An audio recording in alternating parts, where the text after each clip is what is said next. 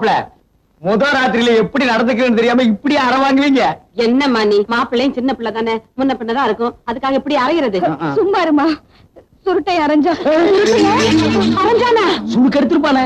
அந்த சுருட்டையங்கிறது யாரு? அவன் எங்களுக்கு வேண்டிய பையன், செத்து போயிட்டான். இப்ப பேயா வந்து தொல்லை கொடுக்கறான். பேயா?